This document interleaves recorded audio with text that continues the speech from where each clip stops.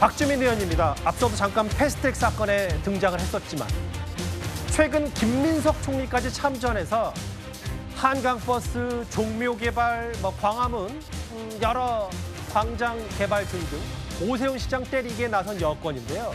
특히 여권의 서울시장 후보군 중에 한 명인 박주민 의원이 오늘 직접 서울시 의회로 찾아갔습니다. 오세훈 시장 만나기 위해서.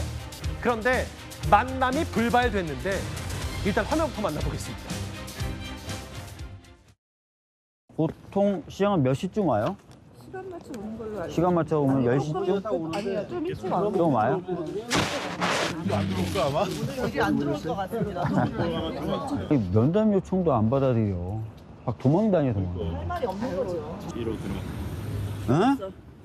뒤로 들어갔대요. 야, 이거 너무하네. 여기로 들어갔지. 저 앞에 막고 있고 여기 뒤로 막고 들어갔다고? 있으니까. 뒤에 원래 못 들어오는 길인데. 차는 안 들어오고 너무하다. 걸어서 들어오신 거죠. 네. 저쪽에 내가 아, 숨을 들을 것 같다고 김병민 얘기했잖아. 부시장이 온 게. 온 게 우리 시선 우리를 여기에다가 잘 먹고 막아놓고. 와가지고. 와, 치사한 놈, 진짜. 시장이 뒷문으로. 아, 뒤로 싹 들어가고 진짜 황당하네. 장유비 대변인님, 못 만난 불쾌감과 표현은 할 수 있는데 아무리 유튜브라도 어떻게 보셨어요? 그러니까 아주 못 만났던 것 자체에 대한 불쾌감이라기보다는 왜 못 만났는지에 대한 불쾌감이 좀 있는 것 같아요.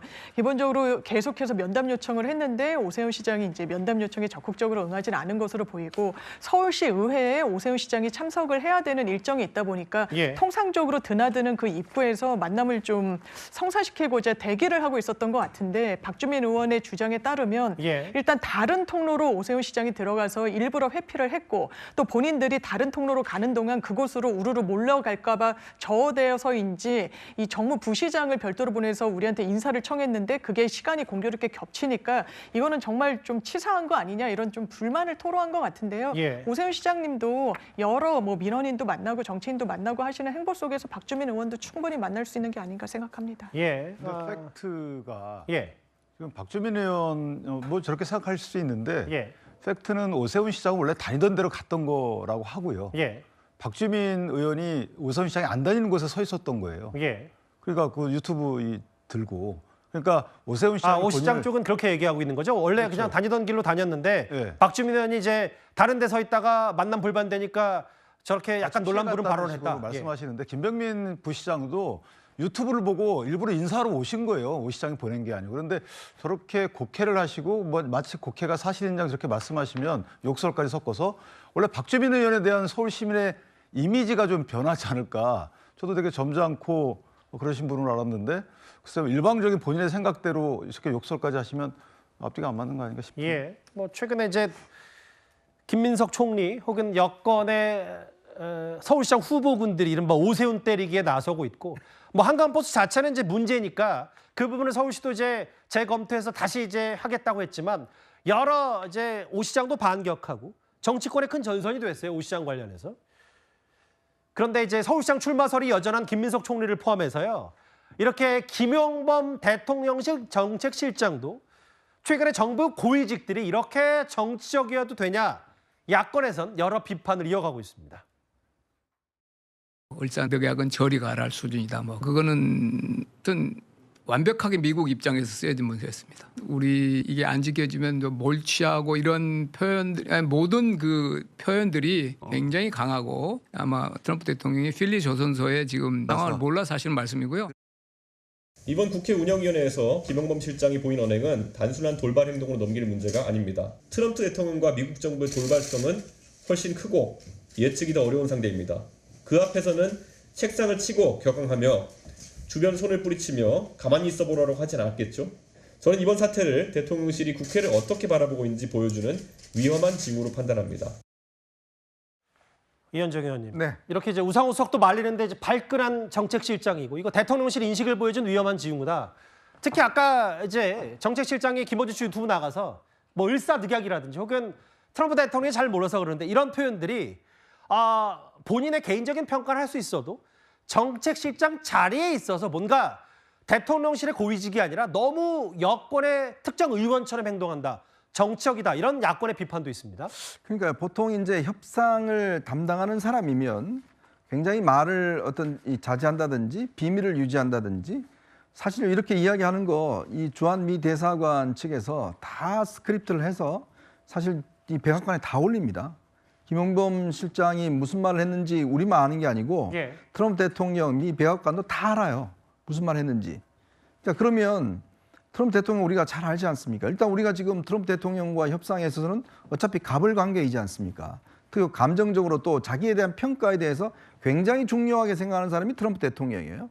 자, 그러면 트럼프 대통령이 다음에 김용범 씨를 만났을 때 아니 뭐 을사늑약 뭐 이런 이야기를 한다고 그러면 그리고 또 나보고 잘 모른다면서 뭐 이런 이야기 한다고 그러면 어떡할 겁니까? 그러니까 딴 사람은 이야기할 수 있어요. 뭐 국회의원들이나 뭐 이런 사람은 이야기할 수 있지만 당장 미 당국자와 지금 직접적인 최전선에서의 협상 당사자잖아요.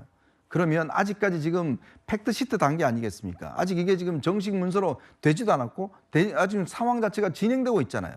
자, 협상을 또 해야 되고. 예. 근데 자칫 이런 걸로 인해서 협상에 또 불리한 우리의 약점으로 비춰진다면 그 책임을 어떻게 질 겁니까?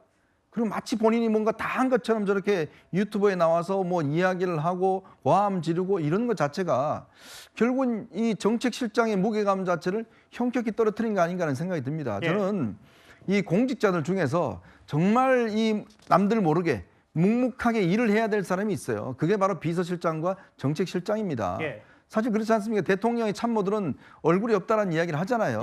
입이 없고. 막후에서 열심히 뛰어야 된다는 말씀을 하시는 그렇죠. 거예요. 뭔가 공개적으로 해야 될 사람이 있는데 아니 저렇게 지금 대통령의 참모들이 국회에 나와서 저렇게 버럭버럭 소리 지르고 유튜브 나가서 막 대통령 비난하고 이런 행위를 한다는 거는 전 정말 듣도 보도 못했습니다.